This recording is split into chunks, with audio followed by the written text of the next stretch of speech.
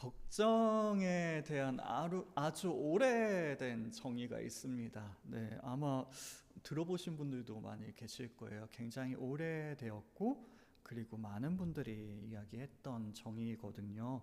어니 젤린스키라는 분이 느리게 사는 즐거움이라는 책에서 이렇게 걱정에 대해서 정의를 했습니다. 한번 들어보세요. 우리가 하는 걱정거리 중 40%는 절대 일어나지 않을 일에 대한 것이다. 그리고 우리가 하는 걱정거리 중 30%는 이미 일어난 사건들에 대한 것이다. 또한 우리가 하는 걱정거리 중 22%는 사소한 사건들이다. 그리고 우리가 하는 걱정거리 중 4%는 우리가 바꿀 수 없는 사건들에 대한 것이다.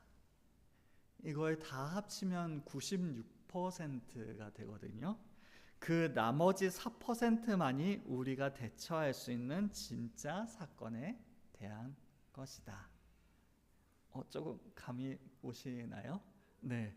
이 정의에 따르면요, 걱정거리의 40%는 절대 일어나지 않을 사건에 대한 것입니다.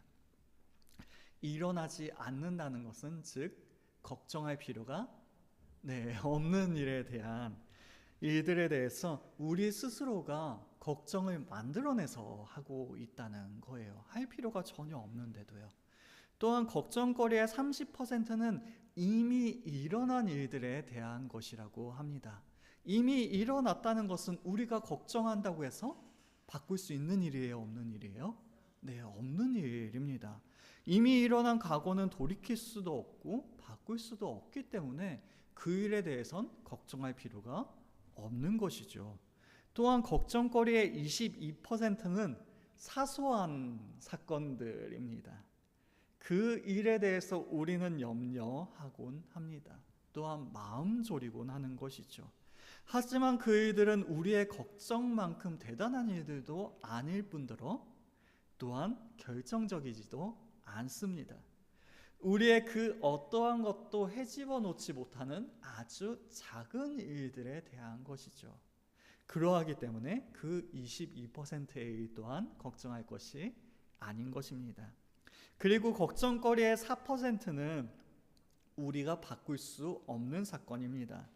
우리가 아무리 걱정을 한다고 하여도 우리의 힘으로는 어찌할 수 없는 일이라는 것이죠. 그러하기 때문에 걱정할 필요가 없다라는 것입니다. 이처럼 우리의 걱정거리의 총합 96%는 우리가 걱정할 필요가 있는 거예요, 없는 거예요? 없는 일이라는 거예요. 그러면 우리가 걱정할 필요가 있는 것은 나머지 4% 정도밖에 없다고 합니다. 그만큼 우리가 걱정할 일이 사실은 없다라는 것을 꼬집기 위해서 이러한 이야기를 한 거예요. 지금 당장 다른 일을 못할 정도로 급박한 걱정은 인생에서 많지가 않다라고 이야기하고 있는 것이죠. 그럼에도 우리는 수많은 걱정 가운데 살아가고 있습니다. 걱정으로 인하여 잠 못 이루는 밤들이 우리들에겐 참으로 많이 찾아오게 되는 것이죠. 우리의 앞날에 대한 중대한 일들로부터 그쵸? 중대한 일이 우리 앞에 놓여 있으면 걱정해야죠. 하지만 놀랍게도 오늘 저녁엔 뭐 먹지? 저녁 메뉴에 대한 걱정까지 하고 있습니다. 정말 그 걱정에는 크고 작고 정말 다양한 일들이 있는 거예요. 또한 사소한 일들에서부터 즉 가족들의 건강과 같이 일상적인 일들에 대해서 걱정할 뿐만 아니라 세계의 기후 문제나 또한 세계에 있는 그 기아들, 국제 기아와 같은 정말 엄청나게 커다란 나와는 상관없을 것 같은 문제들에 이르기까지 우리는 정말 다양한 문제들로 인하여 걱정을 하고 있는 것입니다.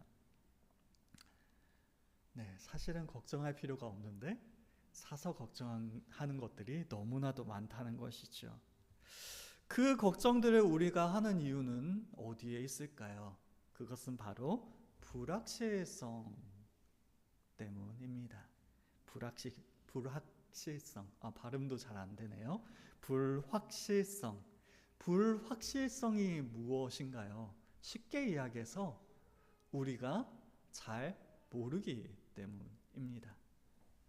예를 들어 볼까요? 제가 직장을 다니고 있다고 생각을 해봅시다. 제가 직장에서 일을 하다가 실수를 했어요. 근데 좀 큰 실수를 하게 된 거예요. 그때 제가 만일 제가 한 실수에 대해서 어떠한 일들이 벌어질지에 대해서 알고 있다면 어떻게 될까요? 네, 맞아요. 그 일들에 대해서 대처를 하기 시작하겠죠. 하지만 저는 그 일이 어떻게 될지 잘 알지 못해요. 저의 직장 상사는 저를 어떻게 대할지에 대해서 잘 모릅니다. 그 사람이 어떠한 꾸지람을 할지 잘 몰라요. 그래서 걱정을 하기 시작하는 거죠.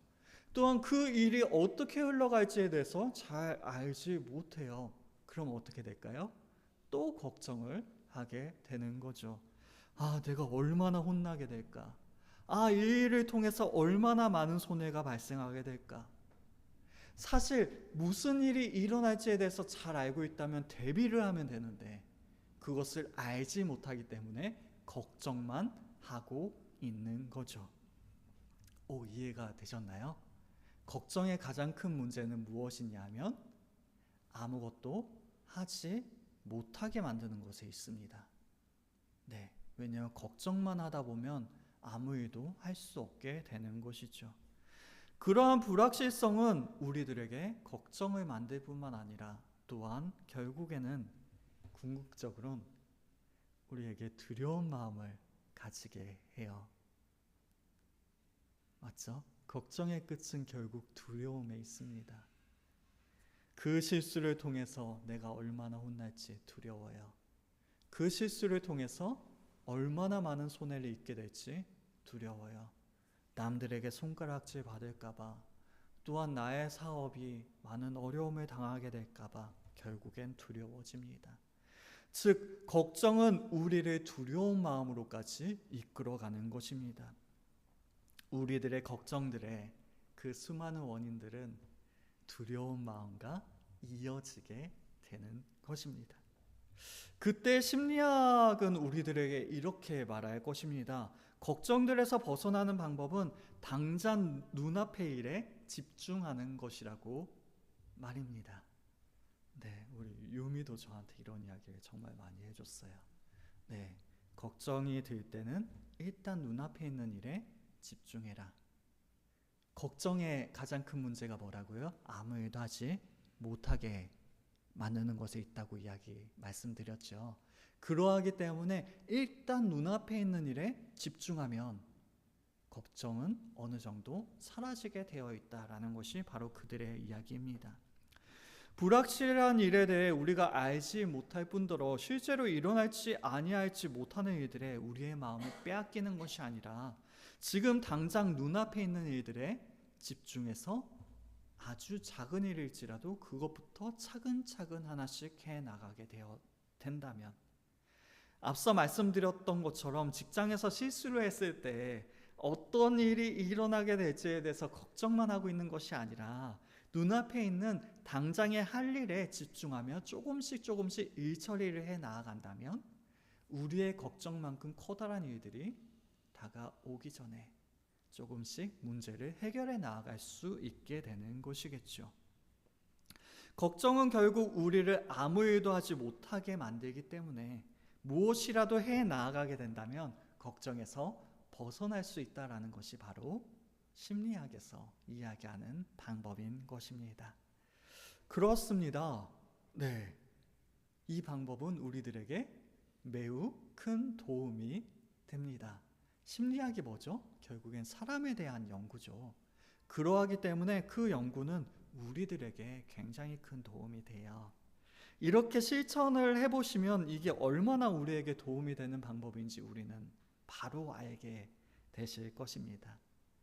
그럼에도 불구하고 이것이 아무리 좋은 방법이라고 할지라도 궁극적인 방법이라고는 할 수 없다라는 것이 바로 사람의 한계입니다.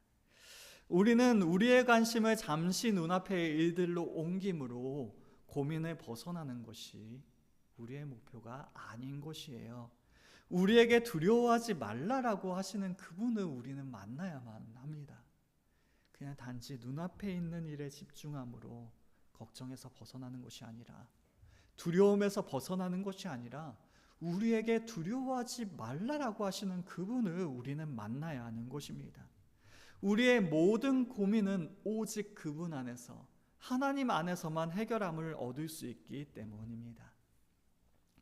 높아심에서 미리 말씀을 드리자면, 그러면 눈앞에 있는 일을 하기보다는 아무 일도 하지 말고 그냥 하나님만 바라보면 되는 건가요? 네, 당연히 아니죠. 네, 그런 말씀 드리는 거 당연히 아닙니다. 하나님을 바라보기에 우리는 행동을 해야 합니다. 기도하는 사람은 언제나 행동하는 사람이거든요.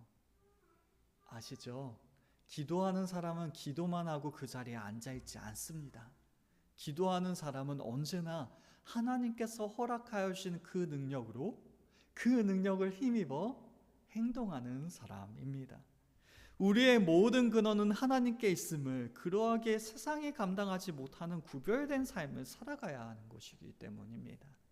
즉, 그 심리학자들의 방법을 무시하자는 이야기도 아니고 그게 전부라고 이야기하는 것도 아닙니다. 우리는 우리의 마음의 근원을 하나님께 둠으로 말미암아 행동에 나아가자는 것이죠.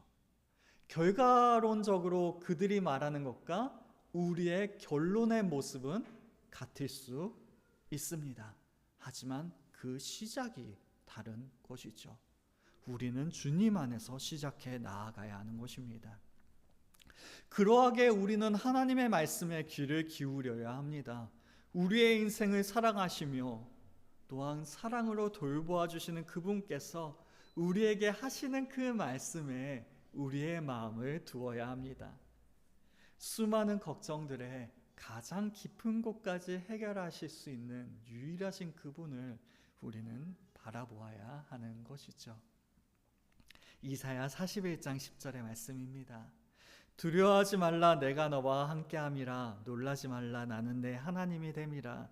내가 너를 굳세게 하리라. 참으로 너를 도와주리라. 참으로 나의 의로운 오른손으로 너를 붙들리라.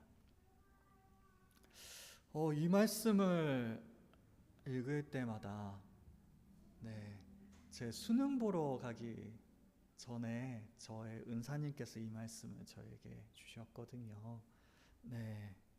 그래서 항상 좀 그때가 좀 많이 떠오르는 것 같아요.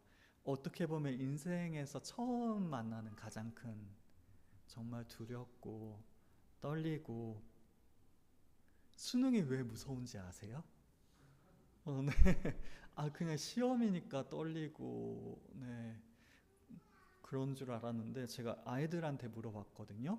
애들도 잘 몰라요. 사실 왜 떨리는지 잘 몰라요. 근데 정말 똑똑한 애가 한 명 있었어요. 전교 1등하고 막 정말 그냥 단순히 머리만 좋은 애가 아니라 지혜로운 친구가 있었거든요. 그 친구한테 물어봤더니 단 한 번으로 내가 평가받는다는 그 사실이 너무 무섭다라는 이야기를 하더라고요.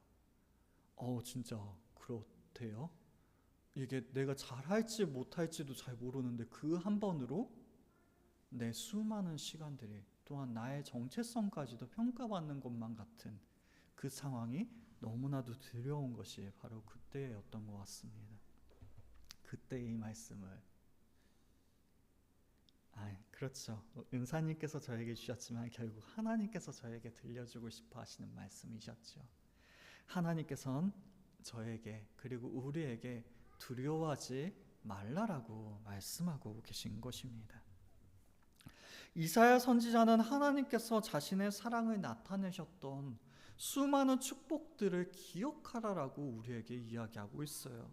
그리고 그 수많은 축복들을 통하여 그 축복들을 우리는 받고 누렸고 기억하고 있기에 우리는 두려워하지 않아야 한다라고 말씀하고 있는 것입니다. 그냥 이야기하는 것이 아니라 힘주어서 강조하고 있어요. 우리는 하나님을 의지해야만 한다라고 우리들에게 외치고 있는 것입니다. 그리고 그 말씀은 우리를 향하고 있습니다. 지난주에 나누어 보았던 것과 같이 이사야 41장 14절은 그 시작이 버러지 같은 너 야곱아라고 시작하고 있어요. 버러지는 애벌레들의 총칭이라고 이야기할 수 있습니다. 그리고 벌레는 사람이 한번 밟으면 터져 죽을 수밖에 없는 무기력한 존재들입니다.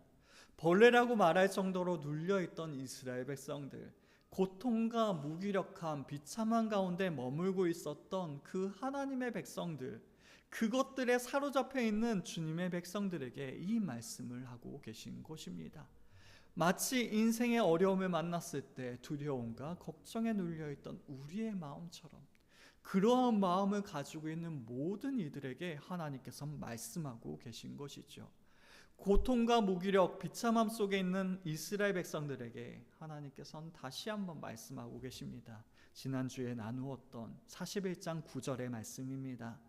내가 땅끝에서부터 너를 붙들며 땅 모퉁이에서부터 너를 부르고 내게 이르기를 너는 나의 종이라 내가 너를 택하고 싫어하여 버리지 아니하였다 하였노라. 이는 한 번 택하시고 지금까지 단 한 번도 실증을 내지 않으셨던 그 하나님에 대해서 말씀하고 있습니다. 단 한 번도 실증을 내지 아니하셨다. 즉 하나님께서는 단 한 번도 변하지 아니하셨다. 조금 유식한 말로 신실하시다. 바벨론 포로 생활은 이스라엘 자신들의 죄악으로 말미암아 징계를 받음으로 시작되어진 것이었습니다.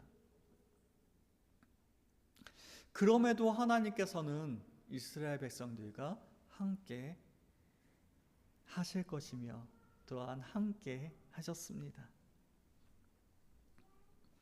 임마누엘의 하나님께서는 모든 희망이 사라진 것만 같은 그 절망적인 상황 가운데에서도 함께 하셨던 것입니다.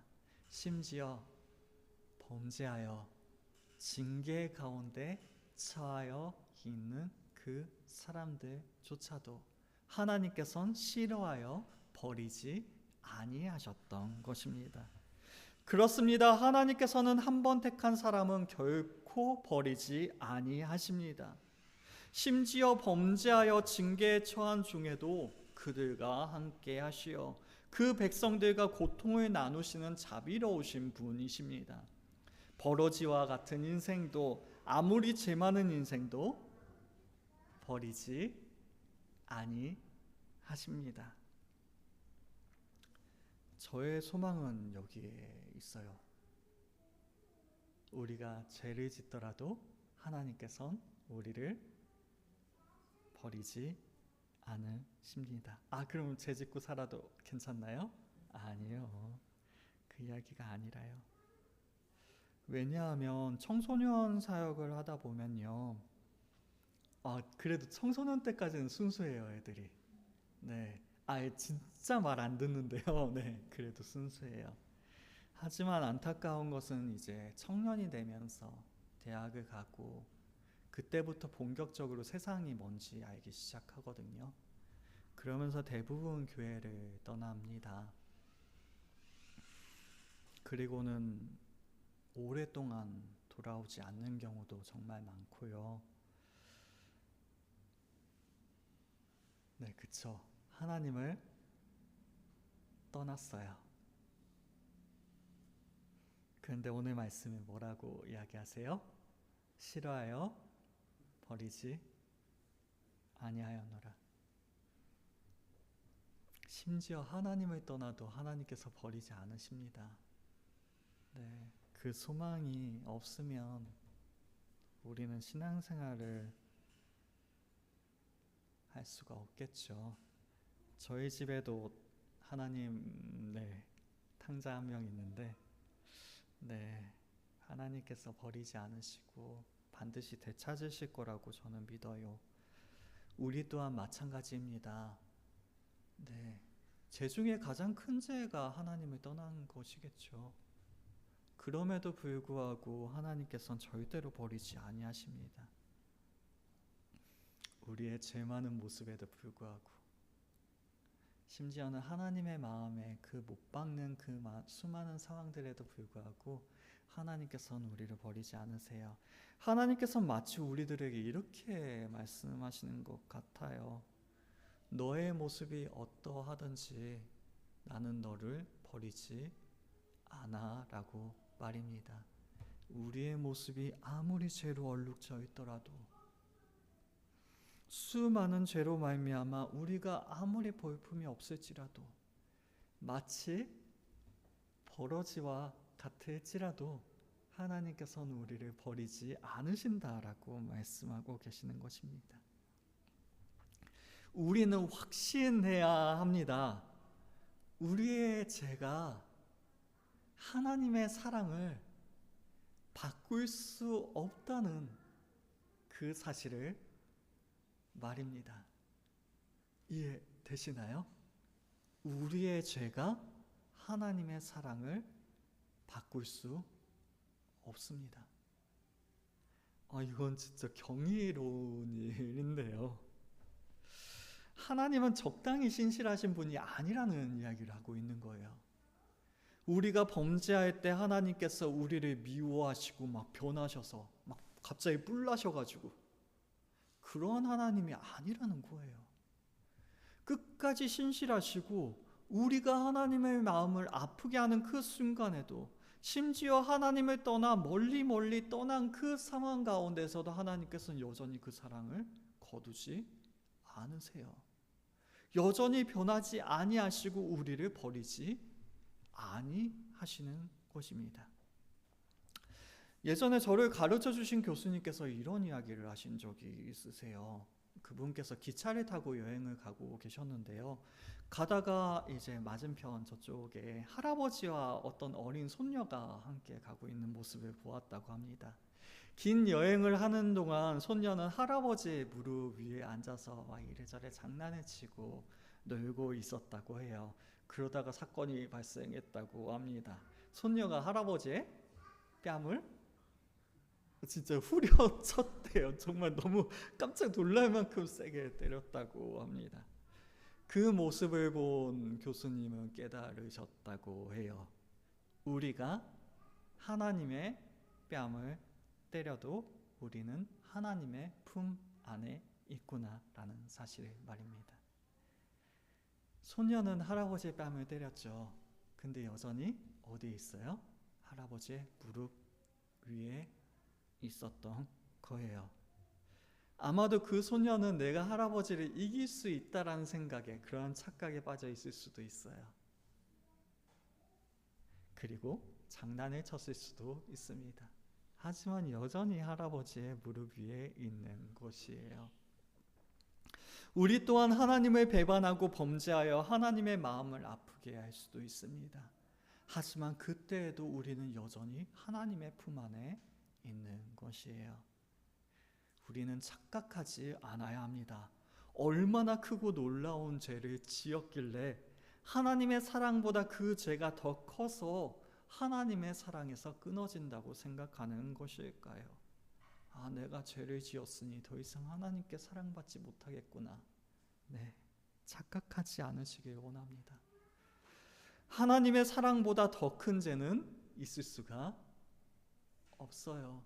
우리가 아무리 커다란 죄를 짓는다 할지라도 하나님의 사랑은 그것보다 더 큽니다. 우리의 죄가 하나님의 사랑을 바꿀 수는 없는 것이에요. 우리가 아무리 멀리 떠났을지라도, 우리가 주님께로 돌아오기만 한다면, 아무리 멀고 먼 여행을 떠났을지라도 우리가 집으로 돌아오기만 한다면 하나님께서는 두 팔 벌려 우리를 맞이하여 주시는 것이죠. 그 하나님께서 사랑으로 우리를 감싸 주시는 것입니다. 어떻게요? 변함없이 신실하게 영원토록 우리를 그 사랑 가운데 품어 주십니다. 우리를 싫어하여 우리를 실증내어 버리지 아니하시는 분이 바로 우리 하나님이신 것입니다. 하나님께서는 그 사랑으로 우리를 위로하여 주십니다. 두 가지의 위로가 반복되어져 나타나요. 그 첫 번째는 두려워하지 말라 내가 너와 함께함이라 라는 말씀입니다. 이는 하나님께서 언제 어디에서나 자신의 백성들과 함께 계시겠다는 약속입니다. 신명기 31장 6절의 말씀입니다. 너희는 강하고 담대하라 두려워하지 말라 그들 앞에서 떨지 말라 이는 내 하나님 여호와 그가 너와 함께 가시며 결코 너를 떠나지 아니하시며 버리지 아니하실 것임이라 하고, 하나님께서 우리와 영원토록 함께 하시며 우리와 함께 가시고 우리를 버리지 아니하신다라고 말씀하고 계십니다. 그러하게 두려워하지 말라라고 우리에게 말씀하고 계신 거예요. 하나님께서는 우리와 함께 가시며 결코 우리를 떠나지 아니하시며 버리지 아니하실 것이라고 약속하십니다. 즉 우리가 인생의 여정을 걸으며 두려워하지 말아야 할 이유는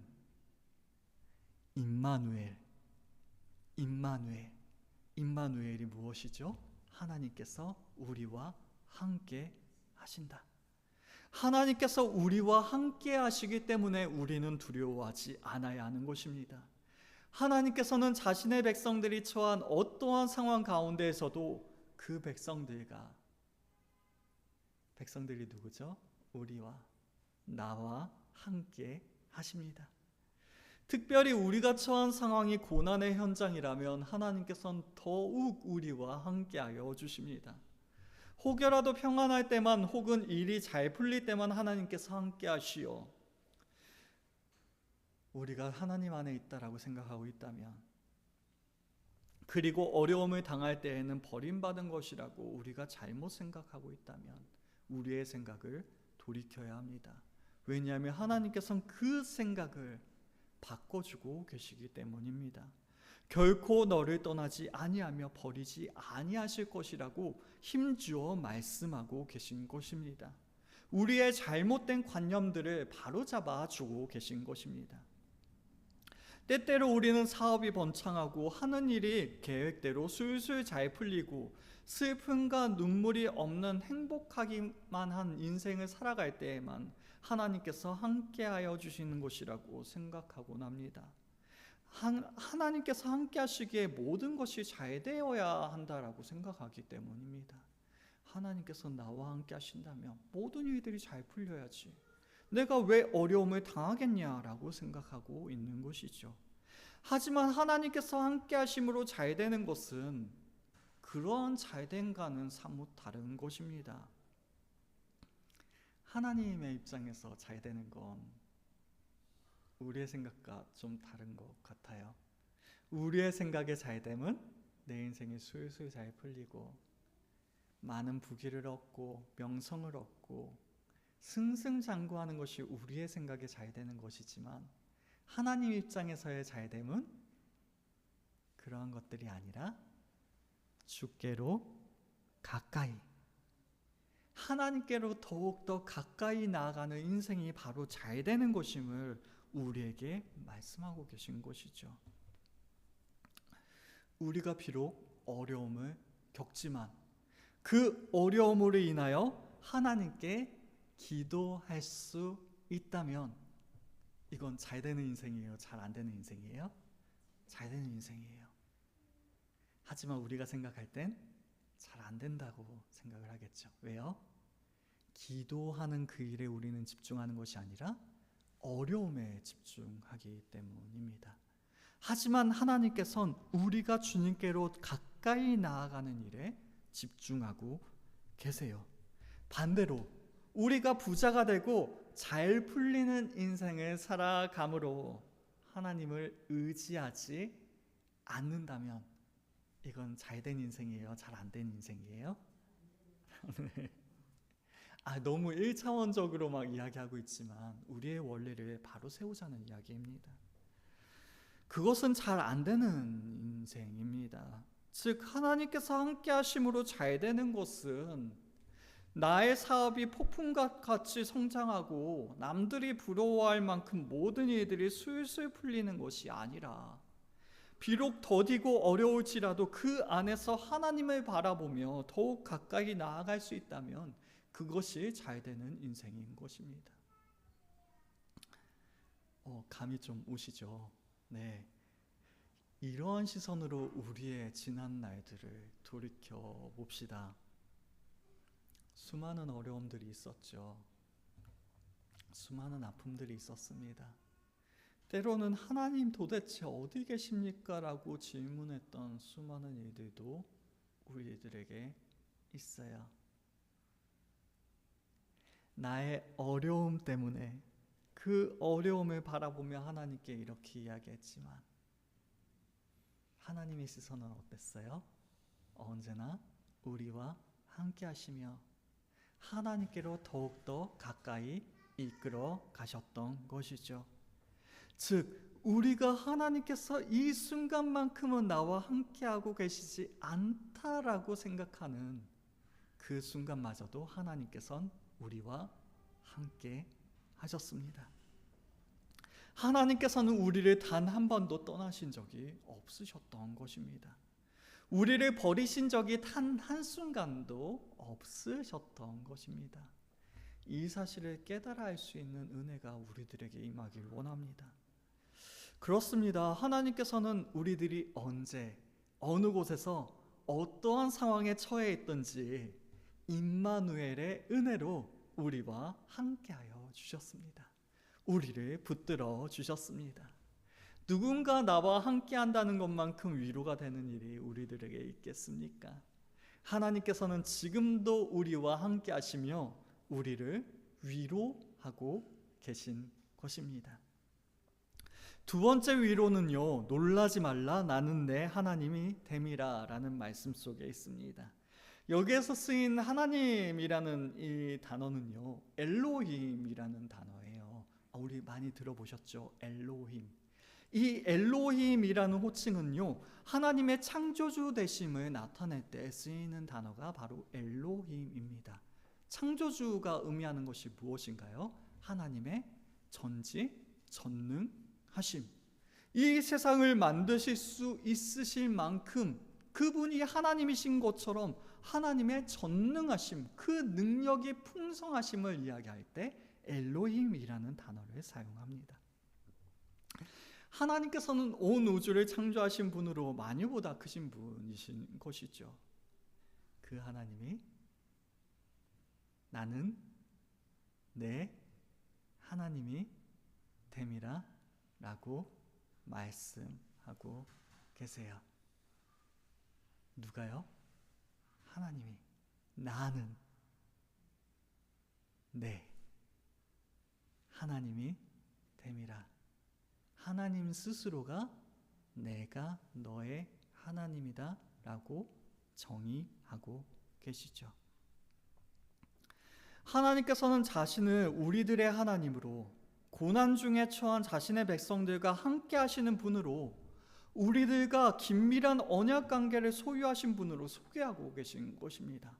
우리가 지난주 말씀 속에서는 나의 종, 택한 야곱, 나의 벗 아브라함의 자손이라고 우리의 정체성을 하나님께서 말씀해 주셨죠. 하나님께서는 우리의 정체성을 이야기하신 그 후에 하나님께서는 자신의 정체성을 이야기하고 계십니다.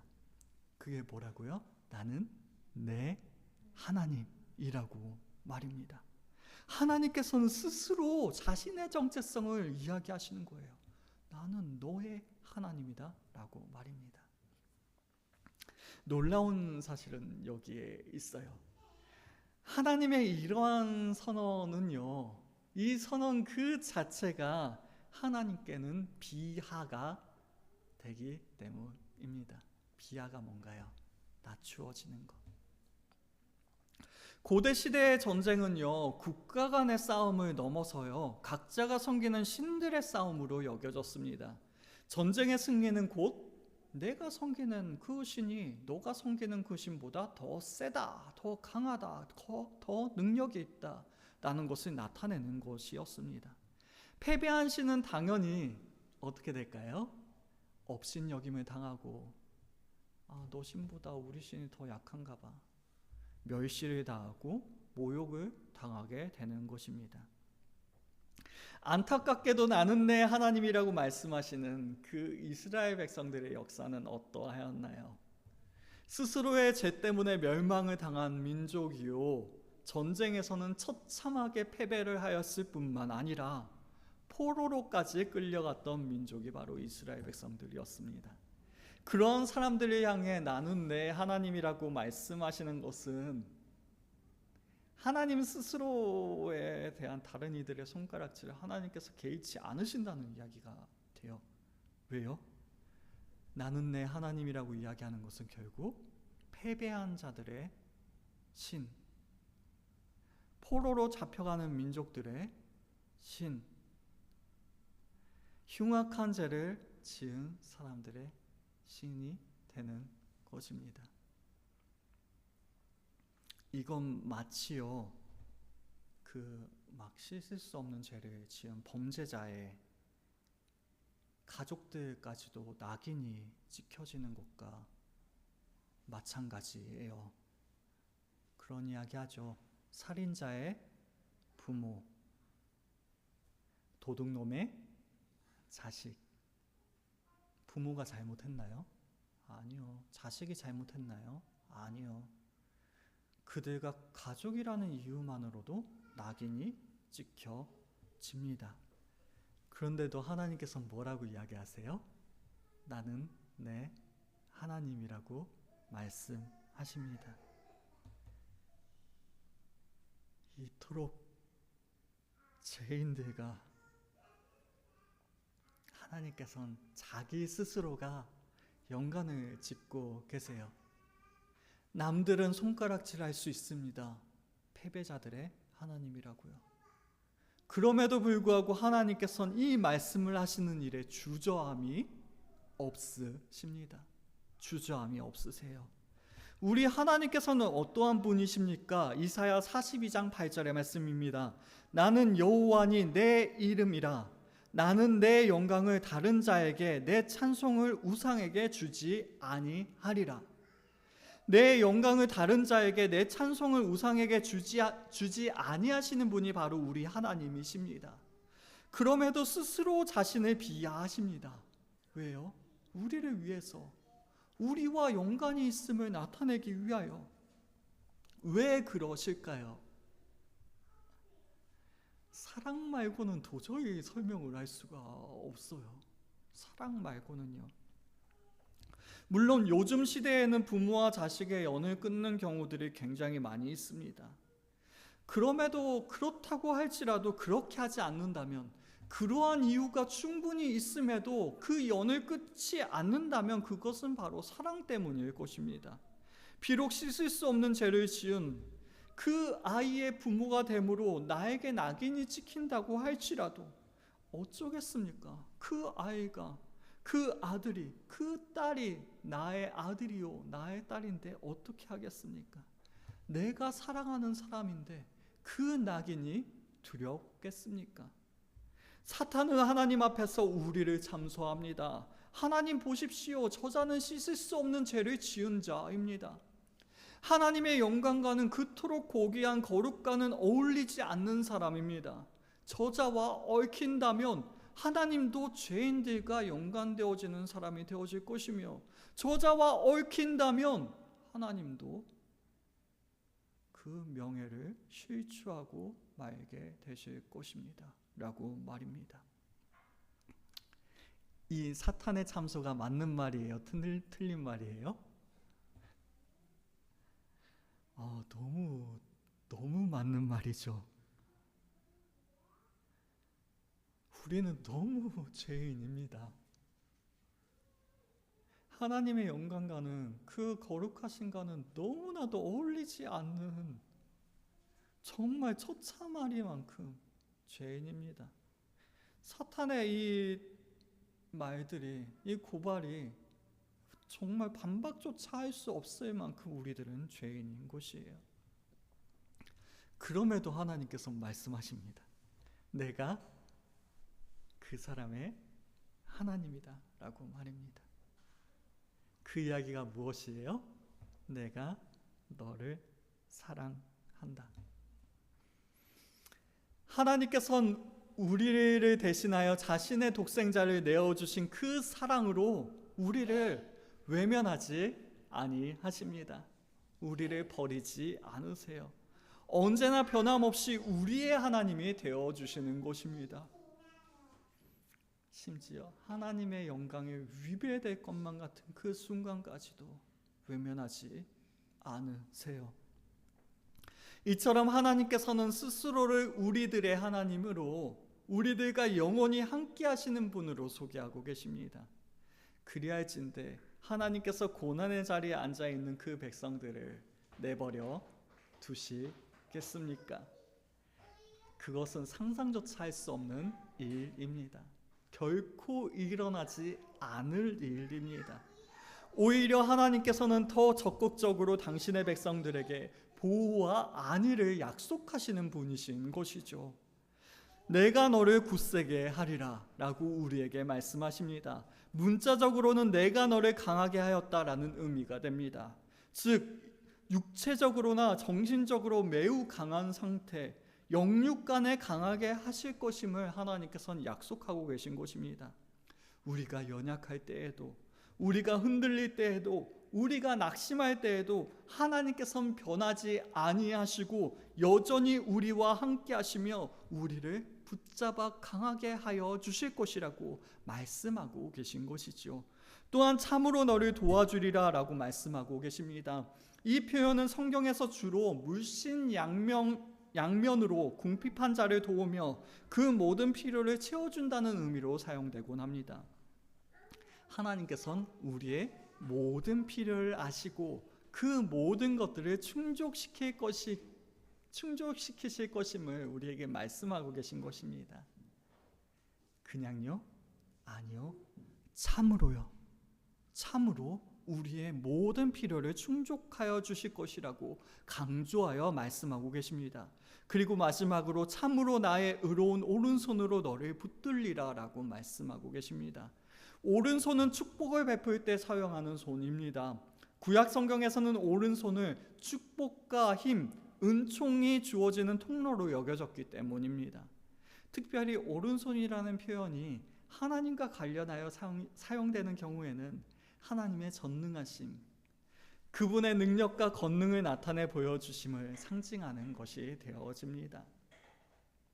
이보다 구체적으로 하나님의 백성들이 원수들로부터 압제와 고통을 당할 때 그들을 구출해내시는 도구로 하나님의 오른손이 묘사되어지는 것이죠. 그런데 여기에선 의로운이라는 수식어가 첨가되어집니다. 이는 하나님께서 자신의 백성들을 구원하시기 위해 행하시는 그 모든 권능의 나타남이 어느 누구에게도 비난받지 않는 것임을, 정당한 능력의 발현을 우리들에게 말씀하고 계시는 것입니다. 그 누구도 비난할 수 없는 정당함으로 우리를 붙들어 주시겠다라고 말씀하고 계신 것이죠. 하나님께서 우리를 붙드신다면 그냥 붙드실까요? 우리를 그토록 사랑하시는데, 우리를 외면하지 아니하시는데 그냥 붙드실까요? 아니죠. 꽉 붙잡아 주시는 것입니다. 하나님께서 붙잡아 주시기에 우리는 이겨낼 수 없는 그 수많은 어려움들을 이겨낼 수 있고, 우리를 흔들어 놓는 그 모든 두려움에서 흔들리지 않도록 하여 주시는 것입니다. 두려움이 가득한, 걱정이 가득한 그 모든 인생 가운데 아무런 염려 없이 살아갈 수 있도록 우리를 붙잡아 주시는 것입니다. 이러한 말씀을 우리는 신뢰할 수 있길 원합니다. 이 말씀이 우리의 마음 가운데 심겨져 있다면 우리는 인생에서 찾아오는 수많은 걱정거리 앞에서 확고하고 흔들림이 없이 서 있을 수 있게 될 줄로 믿습니다. 반대로 우리가 처한 상황을 보며 하나님께서 나와 함께 하시지 않다고 생각하거나 하나님의 도우심을 신뢰하지 못하고 있다면 우리는 두려움으로 몸둘 바를 모르게 될 것입니다. 불신의 폭풍 가운데에서 수많은 걱정들로 인하여 이리저리 밀려다니게 될 것이죠. 하나님께서는 우리가 그리하지 아니하도록 우리를 꽉 붙잡아 주시며 우리에게 분명하게 말씀하여 주십니다.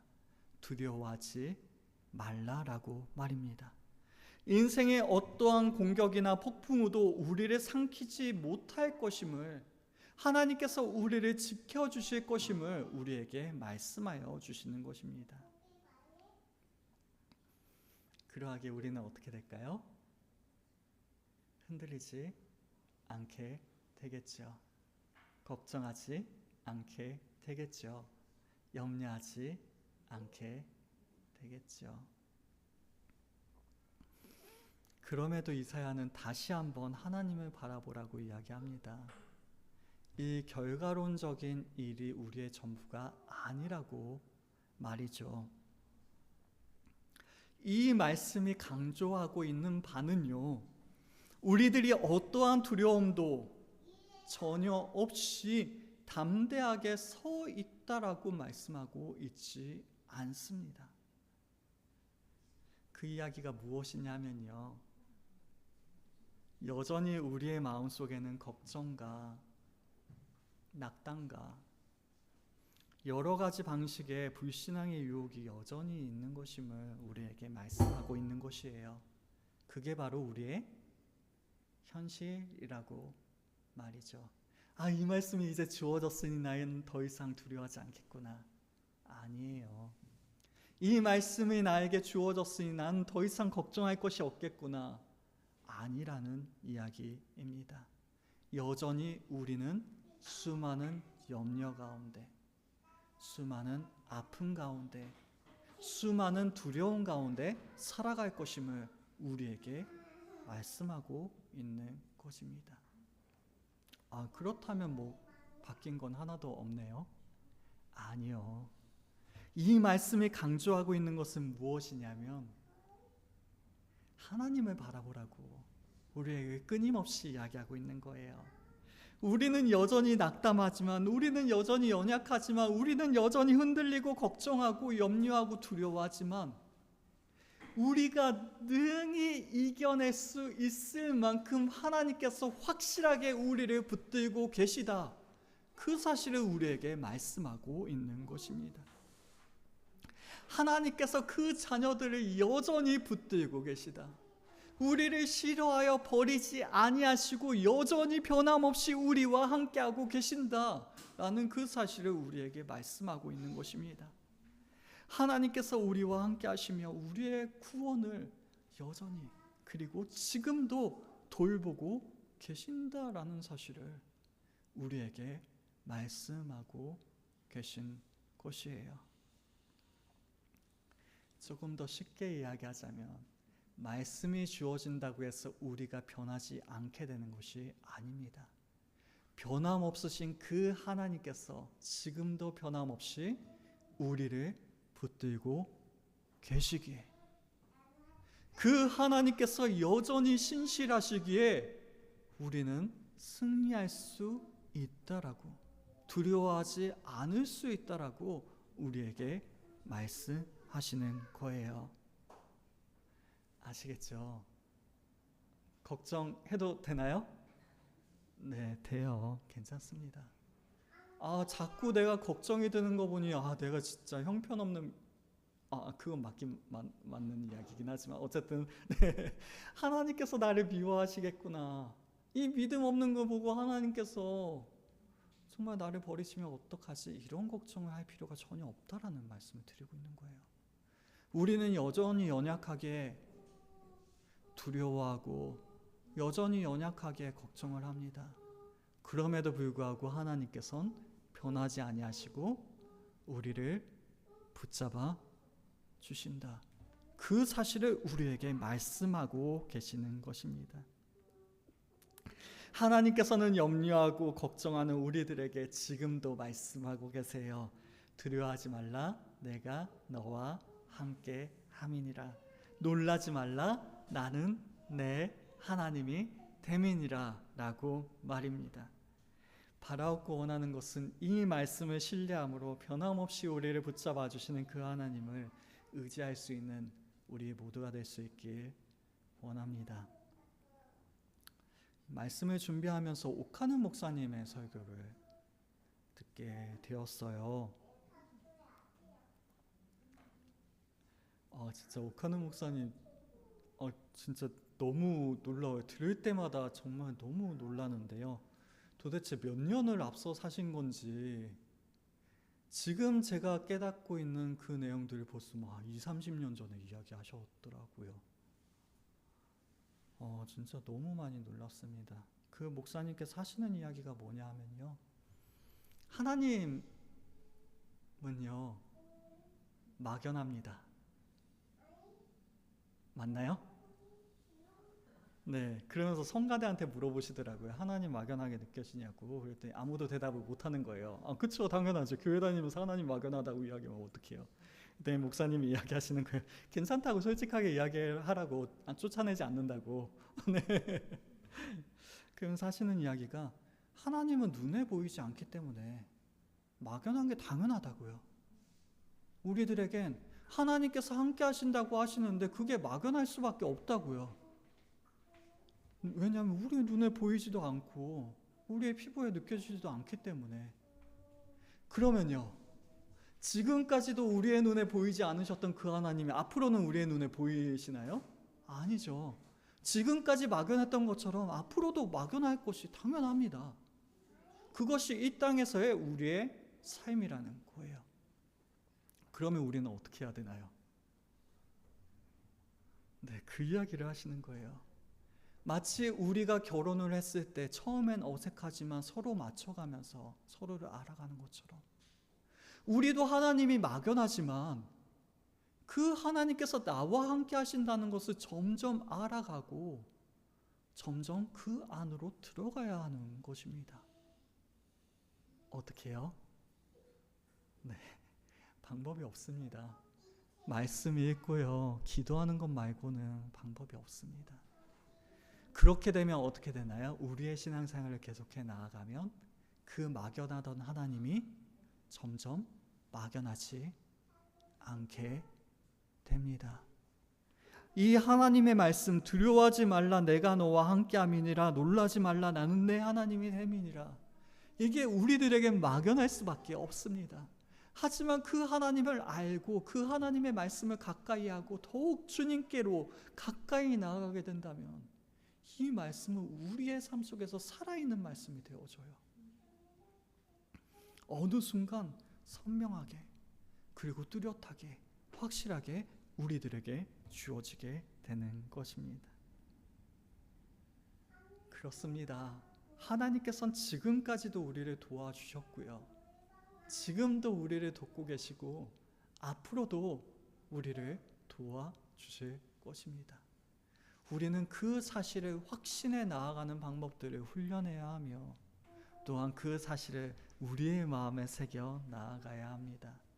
그리할 때 하나님의 이 말씀은 다른 사람을 향한 말씀이 아니라 바로 나를 향한 말씀이 될 줄로 믿습니다.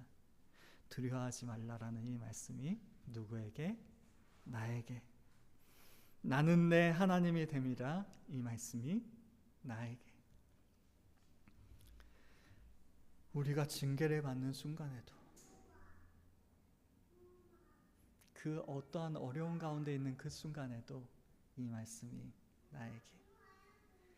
우리를 버리지 아니하시고 그 의로운 오른손으로 나를 붙잡아 주실 것이라는 그 말씀이 바로 나에게 이루어질 줄로 믿습니다. 이 사실을 확신함으로 두려워하지 않는 우리, 비록 두려워할지라도 걱정할지라도 주님의 품을 떠나지 아니하는 우리 모두가 될 수 있기를, 그리함으로 말미암아 우리를 붙잡아 주시는, 강하게 하여 주시는, 도와주시는 그 하나님 아버지의 그 놀라우신 은혜를 경험하는 우리 모두가 될 수 있기를 주님의 이름으로 축원합니다. 이 시간 함께 기도하실 때에는 우리에게 말씀하시는 이 말씀이 나의 말씀이 될 수 있기를, 그리하여 걱정과 두려움이 하는 이 세상 가운데에서 주님과 동행함으로 하나님 아버지와 함께함으로 주님 때문에 능히 승리하는 인생을 살아가는 우리 모두가 될 수 있기 위하여 함께 기도하시겠습니다.